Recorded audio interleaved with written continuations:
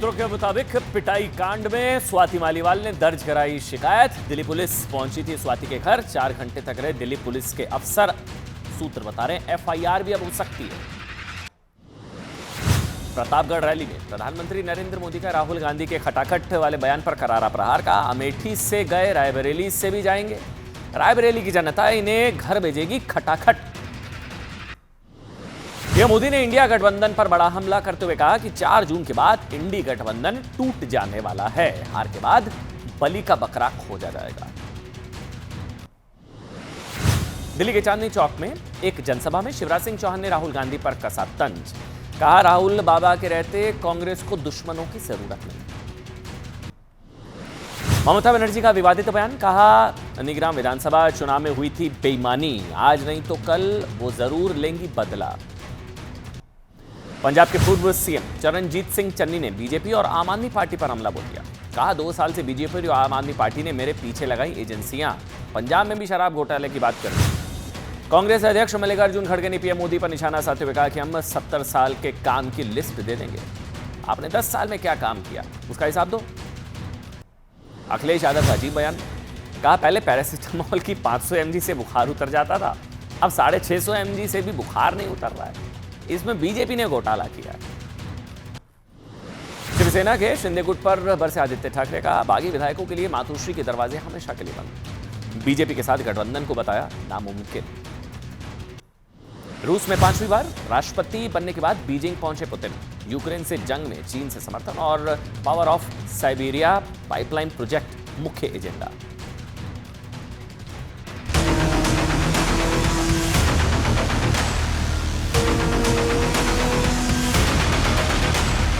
आरोपी अरविंद केजरीवाल के संरक्षण में साथ में घूम रहा है। अरविंद जी स्वाति मालीवाल के मामले में अभी तक आप कुछ बोले नहीं है।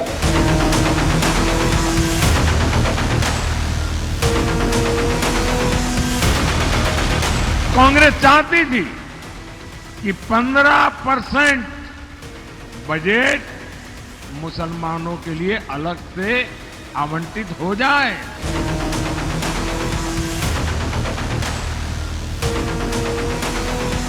केजरीवाल एक शराब के बहुत बड़े घोटाले च नामजद जेल तो सिर्फ 15 दिन वास्ते बाहर आ रहा है। इंडिया জোট के नेतृत्व दिए বাইরে থেকে সব রকম সাহায্য করে আমরা সরকার গঠন করতে।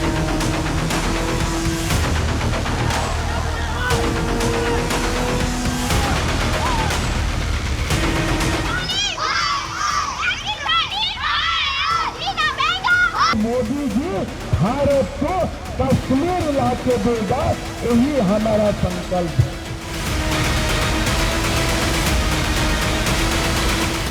और एक बहुत बड़ी खबर इस वक्त मिल रही है। दिल्ली पुलिस एफआईआर दर्ज कर सकती है स्वाति मालीवाल केस में। ये बहुत बड़ी खबर इस वक्त हमको मिल रही है। स्वाति मालीवाल केस में दिल्ली पुलिस एफआईआर दर्ज कर सकती है। नंबर 1। नंबर 2 दूसरी जानकारी जो इस वक्त हमें मिल रही है, 4 घंटे दिल्ली पुलिस स्वाति मालीवाल के घर रही और स्वाति मालीवाल ने शिकायत दर्ज कराई। पुलिस कंप्लेंट, शिकायत, बयान दर्ज कराया। और अब आगे की खबर यह है कि उन्होंने 13 मई को क्या हुआ पूरी घटना बताई।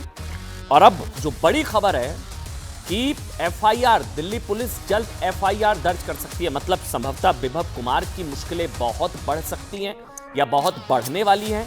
आज भी विभव कुमार जो हैं वो केजरीवाल के साथ लखनऊ एयरपोर्ट पर नजर आए, बवाल हुआ। फिर अमृतसर में वो नहीं नजर आए।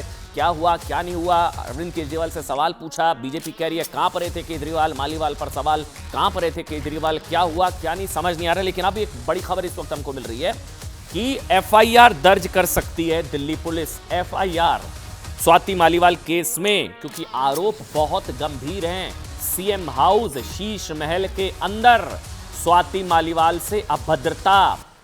यह भी है कि केजरीवाल के कहने पर विभव ने अभद्रता की। संजय सिंह ने हालांकि ये कहा कि केजरीवाल जी बहुत नाराज हैं, वो कार्रवाई करेंगे। कार्रवाई इतनी ज्यादा हुई कि आज उनको लेकर साथ घूम रहे थे विभव कुमार को। लेकिन इस वक्त बड़ी खबर है, एफआईआर दर्ज कर सकती है दिल्ली पुलिस।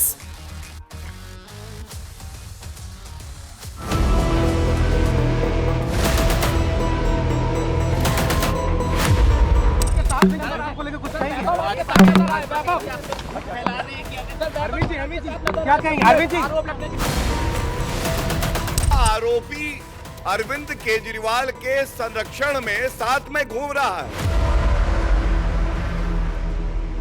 अरविंद जी स्वाति मालीवाल के मामले में अभी तक आप कुछ बोले नहीं है। अरविंद केजरीवाल घबरा से गए, हवाइयां उड़ गई, उनको समझ में नहीं आया मैं क्या कहूं।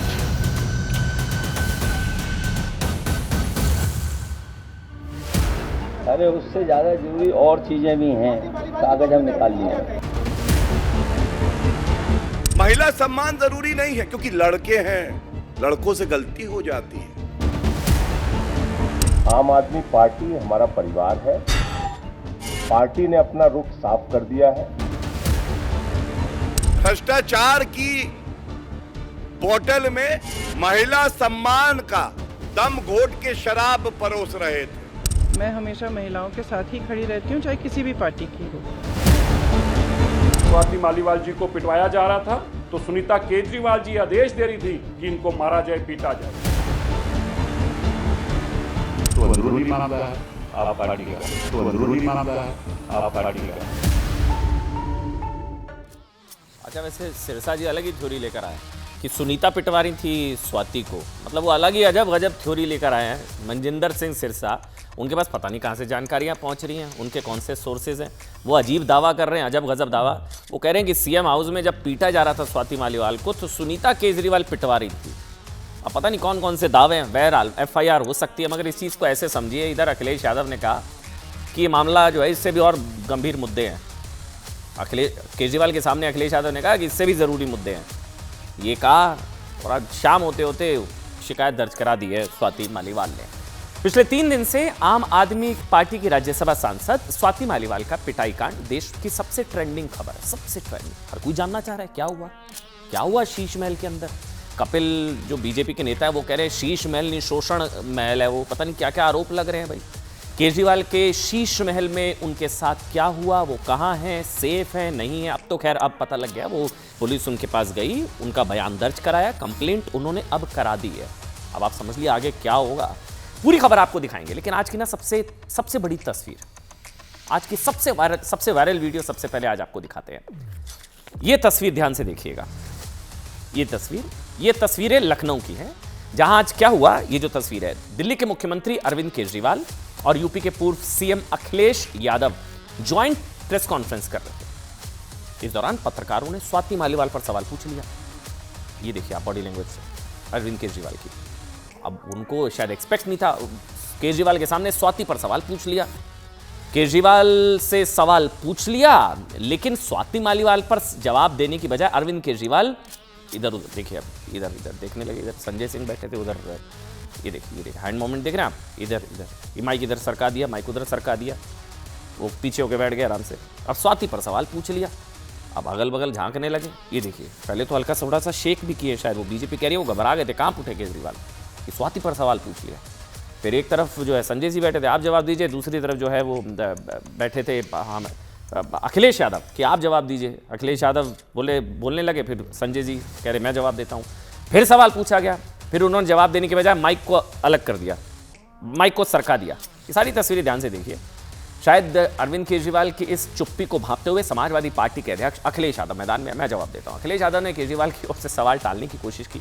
अखिलेश यादव ने जानते क्या कह दिया, उन्होंने तो और अजीब बयान दे दिया। मतलब महिला सुरक्षा का मुद्दा है, उनके साथ अभद्रता हुई है कथित रूप से, वो कह रहे हैं देश में और भी जरूरी मुद्दे हैं स्वाति से। अब मुझे नहीं पता, हो सकता है स्वाति ने ये सुन लिया और शिकायत दर्ज करा दी। अखिलेश यादव ने यहाँ कह दिया स्वाति से और भी जरूरी मुद्दे हैं। वो जरूरी मुद्दा है कोई, महिला सुरक्षा कोई जरूरी मुद्दा होता है। वो कह रहे हैं जरूरी मुद्दे और भी हैं, और ये शायद सुन लिया स्वाति मालीवाल ने, घर पे टीवी देख लिया होगा कि ये क्या हो रहा है भाई, और उन्होंने शिकायत दर्ज करा दी है। अब FIR हो सकती है, भी सूत्र बता रहे हैं। अब देखिए हमें नहीं पता, अखिलेश के लिए महिला सुरक्षा का मुद्दा कम जरूरी है, गठबंधन शायद ज्यादा जरूरी है। इसकी बात आगे करेंगे, लेकिन पत्रकारों का सवाल जारी रहा। सुनिए क्या हुआ, सवाल जारी रहा तो कुछ ही सेकंड के बाद अरविंद केजरीवाल ने संजय सिंह की तरफ इशारा किया। इन तस्वीरों को फुल स्क्रीन दिखाइए एक बार, इन तस्वीरों के फुल स्क्रीन दिखाइए, बॉडी लैंग्वेज देखिएगा। संजय सिंह ने फुल स्क्रीन दिखाई इन तस्वीरों को, ये देखिए आप।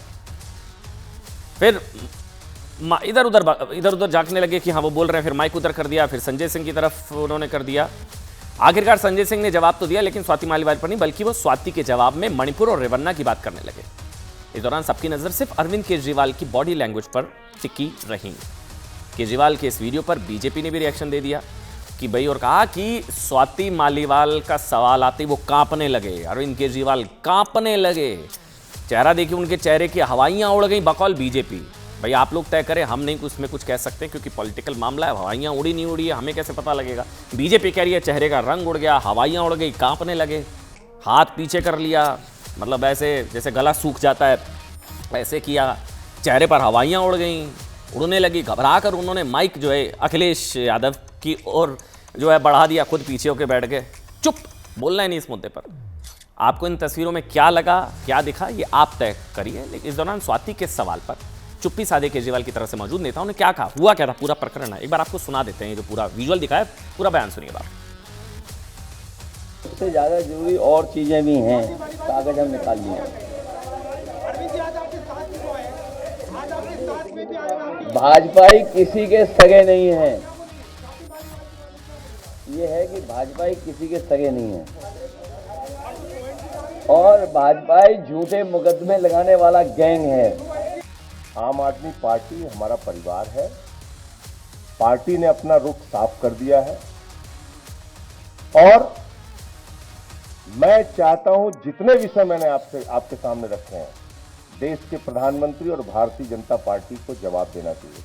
स्वाति मालीवाल के मामले में जवाब देना, जब वो पहलवान बेटियों के लिए जंतर मंतर पे न्याय मांगने गई थी स्वाति मालीवाल जी, उस समय घसीट के मरवाया पुलिस वालों से। तो इसलिए इस पर राजनीतिक खेल ना खेलें, मैं सिर्फ इतना कहना चाहता हूं। बस इस बात का ध्यान रखिए, अखिलेश यादव ने ये कह दिया कि अच्छा ये तस्वीर देखिए आप, ये दोबारा से चलाइए वाली तस्वीर, देखिए ध्यान से इस तस्वीर को, हाँ ये वाली तस्वीर एक बार दोबारा से चलाइए। इसको लेकर बीजेपी कह रही है कि अरविंद केजरीवाल कांपने लगे, ये देखिए आप, वो बीजेपी दावा कर रही है कांपने लगे, चेहरे की हवाइयां उड़ गई। ध्यान से देखिए बॉडी लैंग्वेज को, कांपने लगे, इधर उधर जो है झांकने लगे, माइक इधर सरकाने लगे, ये देखिए आप। वो बीजेपी कह रही है कांप रहे हैं, मालीवाल पर सवाल, कांप उठे केजरीवाल, चेहरे की हवाइयां उड़ गई, घबरा गए, स्वाति मालीवाल पर सवाल आ गया। ये देखिए आप, दोबारा से ये देखिए आप,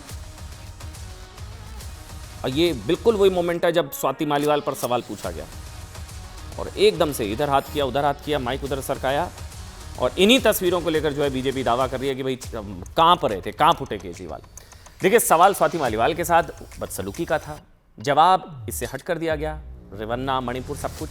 इस मामले में संजय सिंह की मजबूरी तो देखो हर कोई समझ सकता है, पार्टी का मामला है और राजनीति भी करनी है। लेकिन अखिलेश यादव के राजनीतिक समझदारी पर भी कुछ लोग सवाल उठा रहे हैं। मतलब अखिलेश जी बहुत ही परिपक्व नेता हैं। ऐसे समय में चुनाव के बीच 4 चरणों के चुनाव पूर्ण होने के बाद जब सीएम आवास पर अपनी पार्टी की महिला सांसद की पिटाई के आरोपों में अरविंद केजरीवाल खुद घिरे हुए हैं, शराब घोटाले में वो आरोपी हैं, जमानत पर हैं, सीएम हाउस में उनकी महिला राज्यसभा सांसद से अभद्रता के आरोप लग रहे हैं, और ऐसे समय में आखिर अरविंद केजरीवाल के साथ जॉइंट पीसी मंच साझा उत्तर प्रदेश में करने की क्या मजबूरी?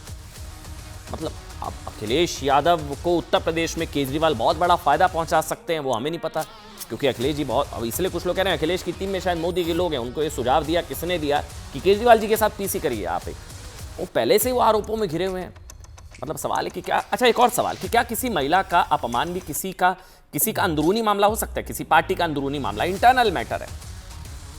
क्या किसी महिला सांसद से राज्यसभा सीनियर लीडर एमपी उस पार्टी का निजी मामला हो सकता है क्या? ये सवाल क्यों आया? आप कहेंगे मैं सवाल अचानक से क्यों पूछ रहा हूं।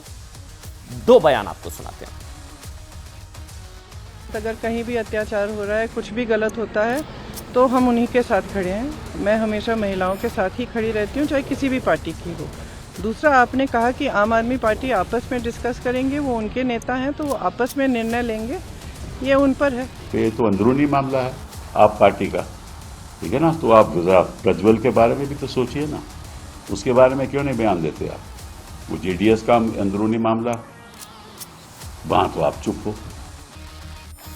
प्रियंका वाड्रा को आपने सुना, आम आदमी पार्टी निर्णय ले लेगी, वो लोग डिस्कस करेंगे। कपिल सिब्बल कह रहे हैं आम आदमी पार्टी का इंटरनल अंदरूनी मामला।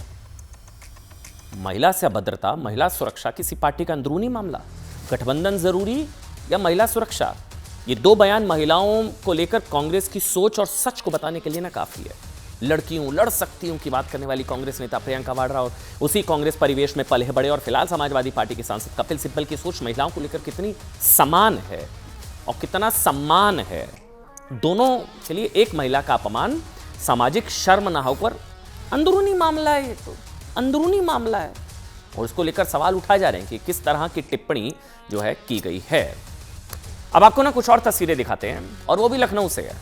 अब इसको लेकर भी सवाल उठ रहे हैं कि क्या विभव को अरविंद केजरीवाल बचा रहे हैं। देखिए आज ये जो 3 तस्वीरें हैं, ये जो 3 शख्स आपको नजर आ रहे हैं, अरविंद केजरीवाल को आप सभी पहचानते हैं, संजय सिंह को आप सभी पहचानते हैं, पीछे जो है ना ये ब्लैक शर्ट में ये विभव कुमार जो है अरविंद केजरीवाल के साथ आज नजर आए लखनऊ एयरपोर्ट पर। अब हर कोई हैरान, संजय सिंह कल कह रहे थे कि इन्होंने अभद्रता की है, आज इनके साथ संजय सिंह और अरविंद केजरीवाल के साथ, मतलब इन तस्वीरों में स्वाति मालीवाल की पिटाई से जुड़े 3 प्रमुख किरदार एक साथ। मैं आरोपी नहीं कह रहा हूं, मैं किरदार कह रहा हूं क्योंकि आरोपी एक है विभव और कोई आरोपी नहीं है। किरदार कह रहे हैं क्योंकि उनको पता है उस मामले में शायद कभी एयरपोर्ट पर तो कभी गाड़ी में तीनों लोग एक साथ दिख रहे हैं।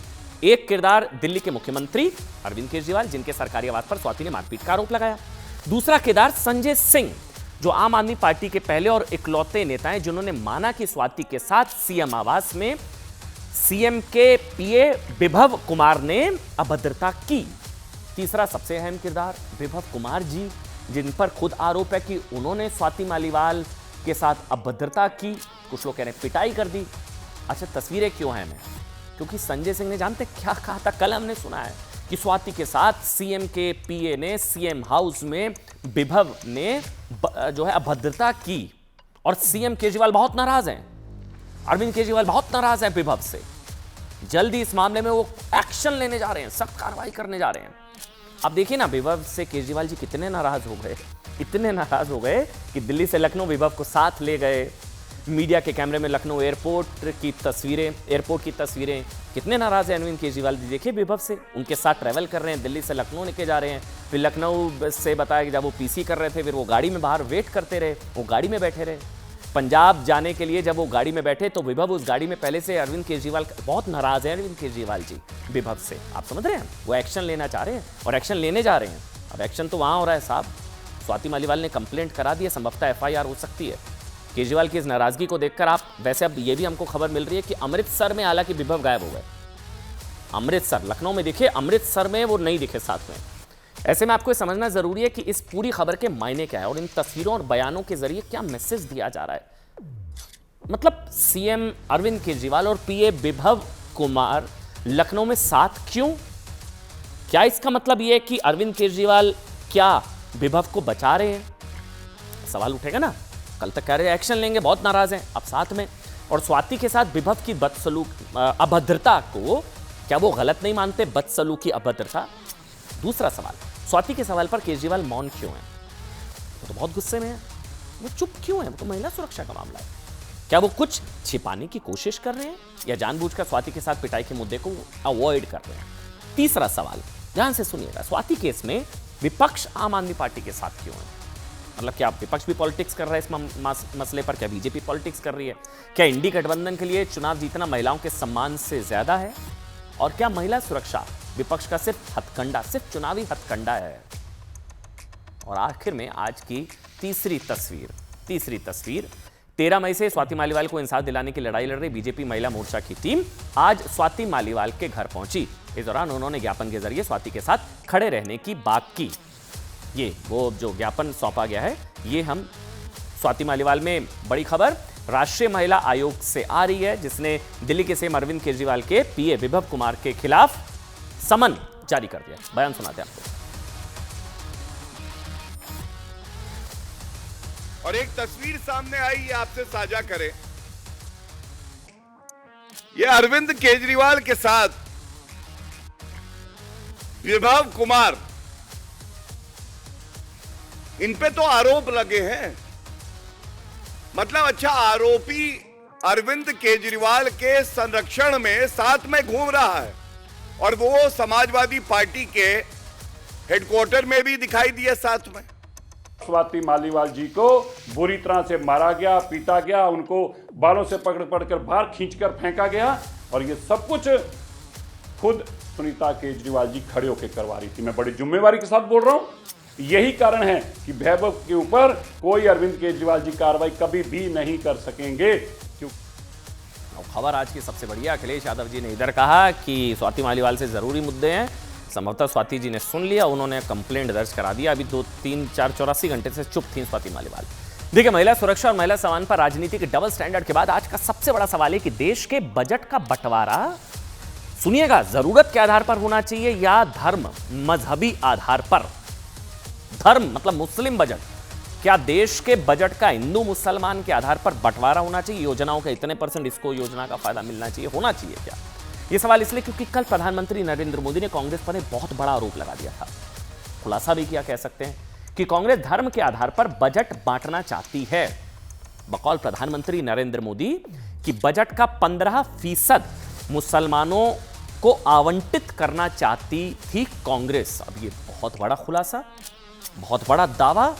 प्रधानमंत्री ने कहा कि पहले कांग्रेस ने मजहब के आधार पर देश बांटा और अब मजहब के आधार पर ही अलग अलग ढंग से बंटवारा करना चाहती है।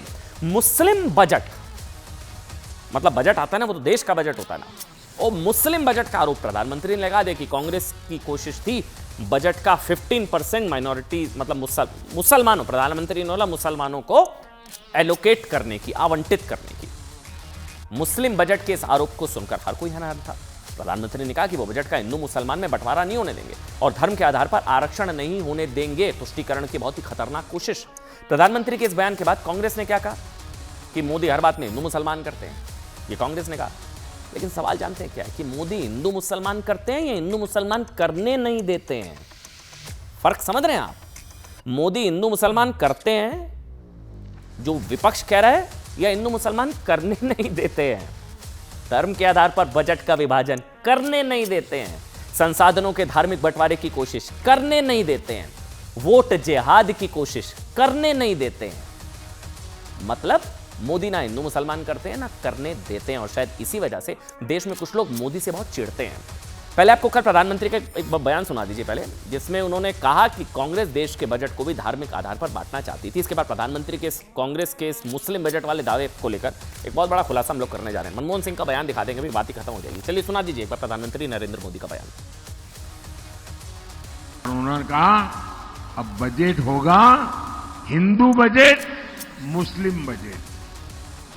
ये इन्होंने सोचा था, क्या ये मेरा देश ऐसे चलेगा क्या? और कांग्रेस चाहती थी कि 15% बजट मुसलमानों के लिए अलग से आवंटित हो जाए। अब देखिए, प्रधानमंत्री ने दावा किया कि बजट का 15% मुसलमानों को आवंटित करना चाहती थी कांग्रेस। हर कोई हैरान, कभी सुना ही नहीं हिंदू बजट, मुस्लिम बजट, ये तो हर कोई हैरान हो गया कि ये क्या दावा कर दिया प्रधानमंत्री ने। कांग्रेस ने कहा मोदी हिंदू मुसलमान कर रहे हैं, और पता लगा मोदी हिंदू मुसलमान नहीं कर रहे हैं, मोदी हिंदू मुसलमान करने नहीं दे रहे हैं। प्रधानमंत्री के इस दावे पर कांग्रेस ने कहा कि प्रधानमंत्री का मुस्लिम बजट वाला बयान झूठा है और मोदी जिस योजना की बात कर रहे हैं वो पूरी तरह गलत है। ये बात कांग्रेस के 2 नेताओं ने कही, ठीक पी चिदंबरम ने और जयराम रमेश। इसलिए आज हमने प्रधानमंत्री के दावे को लेकर, प्रधानमंत्री नरेंद्र मोदी के दावे को लेकर एक रिसर्च की और हमने पता करने की कोशिश की कि हो सकता है प्रधानमंत्री झूठ कह रहे हैं या कांग्रेस झूठ कह रही है, हमें नहीं पता। हमने रिसर्च की, जो हमें जो मिला ना उसे जानकर आप सच जान पाएंगे, मुस्लिम बजट का सच। प्रधानमंत्री का मुस्लिम बजट वाले आरोप में दम है या नहीं? देखिए, इस वक्त मेरे हाथ में, ध्यान से इसको हम जूम कर सकते हैं और तस्वीरों के साथ इसको जूम करिए, जो प्रधानमंत्री का बयान और जो इसके अलावा जो तस्वीरें हैं, ये देखिए आप। मेरे हाथ में इस वक्त 2005 में कांग्रेस की अगुवाई वाली यूपीए सरकार के 15 सूत्री कार्यक्रम की एक कॉपी है। 15 सूत्री कार्यक्रम, ऊपर लिखा गया है guidelines for implementation of prime minister's new 15 point programme for the welfare of minorities. ठीक, ये मैं कौन से जो है 2005 की बात कर रहा हूं। 2005 में कांग्रेस की अगुवाई वाली यूपीए सरकार के 15 सूत्री कार्यक्रम की एक कॉपी है। इस 15 सूत्री कार्यक्रम में तत्कालीन प्रधानमंत्री मनमोहन सिंह ने विशेष तौर से माइनॉरिटी वेलफेयर के लिए 15 पॉइंट्स प्रोग्राम की बात की और इसे लागू करने के लिए सरकार ने राज्यों को लिखा था ये दिशा निर्देश, गाइडलाइंस फॉर इंप्लीमेंटेशन ऑफ 15 सूत्री कार्यक्रम, 15 पॉइंट प्रोग्राम। ठीक, अब इस प्रस्ताव में कांग्रेस सरकार ने सरकारी योजनाओं, ऋण योजनाओं और केंद्र राज्य की सरकारी नौकरियों में अल्पसंख्यकों के लिए समान हिस्सेदारी सुनिश्चित करने की बात कही थी। कोई प्रॉब्लम नहीं है भाई, सबको बराबरी का अधिकार है। ठीक, आगे इसी प्रस्ताव में यूपीए सरकार ने कहा था कि जहां तक संभव हो देश में चल रही योजनाओं का 15%, कितना, प्रधानमंत्री ने कितना कहा, 15%। इसमें लिखा गया, मैं पढ़कर बताऊंगा, योजनाओं का 15% लाभ अल्पसंख्यकों को मिले। मैं पढ़ देता हूं, ऐसा करिए।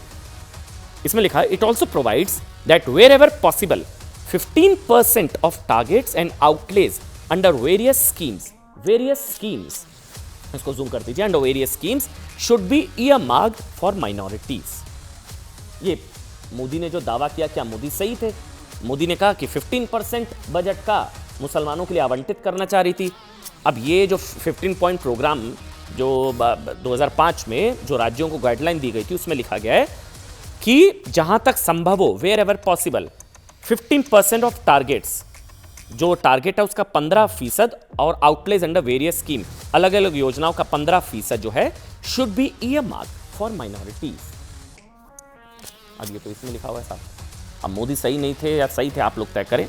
देखिए यहां इसमें माइनॉरिटीज लिखा गया है, अल्पसंख्यकों का मतलब सिर्फ मुसलमान नहीं है, लेकिन आप मतलब माइनॉरिटी में मेजॉरिटी तो मुसलमान ही है, इसमें तो माइनॉरिटी लिखा गया है। मोदी ने मुसलमानों का जिक्र किया, इसमें माइनॉरिटी है, लेकिन माइनॉरिटी में मेजॉरिटी कौन है? मुसलमान है, यार कोई जानता है। लेकिन ध्यान देने वाली बात है कि अल्पसंख्यकों में के लिए विशेष योजनाओं में सबसे ज्यादा फायदा मुसलमानों को मिलता है, तो 15% एलोकेट करने की बात तो की गई थी। देखिए इस प्रस्ताव में यह भी कहा गया कि देश में सांप्रदायिक सौहार्द बनी रहे और सरकारी पब्लिक सेक्टर में भी अल्पसंख्यकों की भागीदारी बढ़ाना सुनिश्चित हो, इस पर ध्यान दिया जाए। अच्छा चलिए आगे बढ़ते हैं। 2005 में मनमोहन सरकार ने माइनॉरिटी वेलफेयर के लिए विशेष ध्यान देने की बात की और 2006 में याद करिए उनका बयान आ गया, 2005 में ये स्टेटमेंट, 2006 में बयान आ गया, जिसमें उन्होंने कहा था कि देश के संसाधनों पर पहला हक मुसलमानों का है।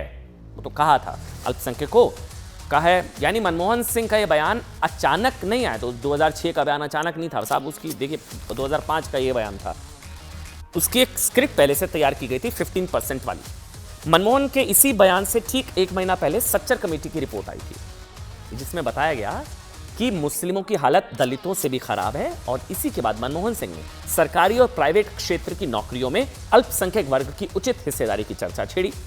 2011 में केंद्र सरकार ने 27% ओबीसी कोटा में पिछड़े मुसलमानों को कोटा देने पर सोचा जा रहा था, और रंगनाथ मिश्रा कमीशन ने मनमोहन सरकार ने अल्पसंख्यकों को 15% आरक्षण देने की बात कही थी। अब आप वो 15% वाले पे लौटते हैं, बजट का 15% है। अब आपको अल्पसंख्यक कल्याण पर 2013 में संसद में दिए गए बयान के बारे में बताते हैं। ये संसद में बयान दिया गया, हाँ ये रहा, ये राष्ट्रपति का धन्यवाद प्रस्ताव 2013, तत्कालीन प्रधानमंत्री मनमोहन सिंह। तत्कालीन प्रधानमंत्री मनमोहन सिंह ने 6 मार्च 2013 को राष्ट्रपति के अभिभाषण पर धन्यवाद प्रस्ताव में बताया था कि 2012-13 में करीब प्राथमिक क्षेत्रों में ऋण का 15% फायदा अल्पसंख्यक वर्ग को मिल चुका है। कितना? 15%। मोदी ने कितना बोला? 15%, 15%। ये in year 2012-13 nearly 15% of the total priority sector lending has been availed by the minority communities. इसमें लिखा गया, ये साफ तौर पर लिखा गया। इसमें आगे बहुत कुछ है जिसका जिक्र इसके अलावा एक और है कि नेशनल माइनॉरिटी डेवलपमेंट कमीशन से करने करीब 1100 करोड़ का ऋण दिया, जिसका फायदा 5 लाख मुसलमानों को मिला, वो अलग से है। ये फैक्ट है, पिछली सरकारों ने धर्म के आधार पर योजनाएं बनाई थी और धर्म के आधार पर योजनाओं का फायदा दिया गया था, और प्रधानमंत्री नरेंद्र मोदी ने जो दावा किया उसमें कितना दम है, ये हमने आपको आज समझाने की कोशिश की। देखिए कांग्रेस बजट का 15% जो है वो अल्पसंख्यकों को आवंटित करना चाहती है। देखिए मैं नहीं होने दूंगा, ये प्रधानमंत्री ने कहा, लेकिन प्रधानमंत्री नरेंद्र मोदी ने एक और गारंटी दी, मोदी की एक और गारंटी की। प्रधानमंत्री नरेंद्र मोदी ने दावा किया कि 4 जून के बाद इंडी टुकड़े टुकड़े हो जाएगा। ये बड़ी खबर इस वक्त है। प्रधानमंत्री नरेंद्र मोदी ने उत्तर प्रदेश के प्रतापगढ़ में भविष्यवाणी की। प्रधानमंत्री नरेंद्र मोदी का वो बयान सुनाते हैं आपको। 4 जून के बाद मोदी सरकार बनेगी तो आपको पता है, और भी बहुत कुछ होगा। बताओ क्या होगा? बताओ। ये इंडी गठबंधन टूट करके बिखर जाएगा, खटाखट खटाखट।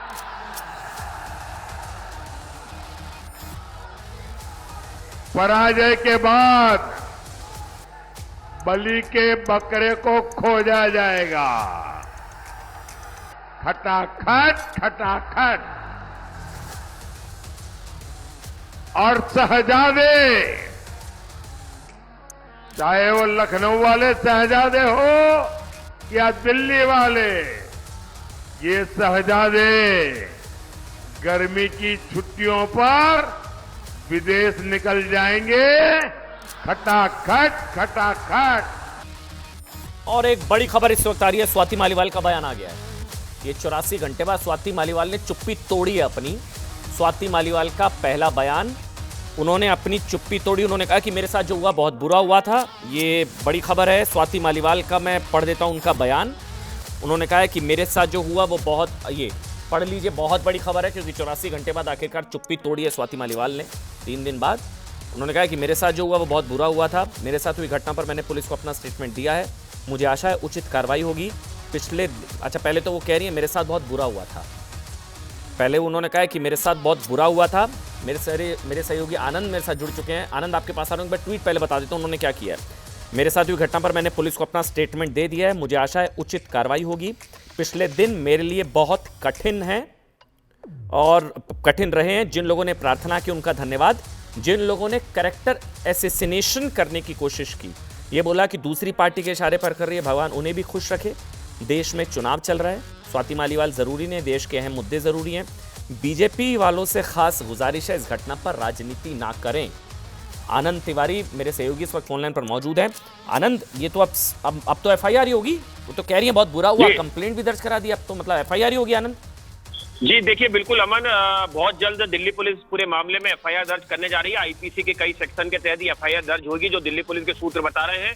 और स्वाति मालीवाल ने जो आज 4 घंटे तक दिल्ली पुलिस की जो एक तरीके से जो दिल्ली पुलिस ने बयान दर्ज करे स्वाति मालीवाल के घर जाके, उसमें स्वाति मालीवाल ने एक बड़ी बात की है। उन्होंने सीधे तौर पर जो विभव है, जो अरविंद केजरीवाल के पीए हैं, उनका नाम लिया है कि उन्होंने स्वाति मालीवाल के साथ मारपीट की थी 13 तारीख को। पूरा घटनाक्रम जो है वो दिल्ली पुलिस को बताया है। एक लेडी आईपीएस अफसर जो है उनके सामने बयान दर्ज हुए हैं। Additional CP special cell Pramod Kushwaha थे, वो भी वहां पे मौजूद थे और करीबन 2.5 पेज का यह बयान दर्ज कराया गया है। इस बयान के आधार पर दिल्ली पुलिस एफआईआर दर्ज करने जा रही है और बहुत जल्द जो विभव है उन्हें भी दिल्ली पुलिस नोटिस जारी कर सकती है इस पूरे मामले में पूछताछ में शामिल होने के लिए। और अब ये भी जानकारी मिल रही है अमन की दिल्ली पुलिस जो है वो प्रोटोकॉल के तहत बकायदा जो सीएम हाउस है वहां के सीसीटीवी फुटेज खंगालेगी कि आखिर पूरा घटनाक्रम क्या हुआ था, कौन कौन लोग उस समय मौजूद थे जब स्वाति मालीवाल जो एक सांसद हैं उनके साथ बदसलूकी की गई, उस वक्त किन लोगों ने उनके साथ बदसलूकी की और सीसीटीवी में कौन लोग नजर आ रहे हैं। आनंद, पुलिस ने पूछा होगा, पहले आप आई थी बिना कंप्लेंट दर्ज कराए, आप चली गई थी 13 तारीख को 9:30 बजे के आसपास, अगर मैं गलत नहीं हूँ, और उसके बाद ये जरूर पूछा होगा कि आप इतने घंटे चुप रही। अब आपसे पूछा जा रहा है और जो ट्वीट कर रही है वो तो लिख रही है मेरे साथ बहुत बुरा हुआ था। जी देखिए, बिल्कुल अमन, जो आप सवाल पूछ रहे हैं बिल्कुल जायज सवाल है। दिल्ली पुलिस ने सवाल भी स्वाति मालीवाल से पूछा था कि क्या मैडम एमपी आपको किसी तरह से कोई थ्रेटनिंग आ रही है, कोई डरा धमका रहा है आपको, या किसी दबाव में आप इसलिए आप बयान दर्ज नहीं करा रही है। क्योंकि स्वाति मालीवाल, अगर आप गौर करें तो जब ये घटनाक्रम होता है उसके बाद सीधे वो अपनी सरकारी गाड़ी छोड़ के एक प्राइवेट कैब से सीधे सिविल लाइन थाने पहुंची थी। वहां पे 10 मिनट वो रुकी, वहां पर पुलिस अफसरों से उन्होंने अपनी आपबीती बताई और कहा कि मैं बहुत जल्द शिकायत दर्ज कराऊंगी। उसके बाद लगातार दिल्ली पुलिस उनसे संपर्क करने की कोशिश करी थी। उसके बाद जो राष्ट्रीय महिला आयोग है उसने इसमें दखलंदाजी की और दिल्ली पुलिस को एक एक्शन टेकन रिपोर्ट जो है वो आगे सबमिट करना थी। उसके पहले ही दिल्ली पुलिस आज जो है करीबन 4 घंटे तक स्वाति मालीवाल के घर पे मौजूद थी और अब बहुत जल्द इस पूरे मामले में एफआईआर दर्ज होगी। और बड़ी खबर आनंद तिवारी हमारे सहयोगी दे रहे हैं कि एफआईआर हो सकती है इस मामले में। ये बहुत बड़ी खबर इस वक्त हमको मिल रही है कि एफआईआर इस पूरे मामले में हो सकती है। बदसलूकी मामले में स्वाति मालीवाल अब सामने आ गई हैं। उन्होंने कह दिया कि जिन लोगों ने मेरा कैरेक्टर असैसिनेशन करने की कोशिश की, और उन्होंने ये भी कहा कि मेरे साथ बहुत बुरा हुआ था। बड़ी खबर।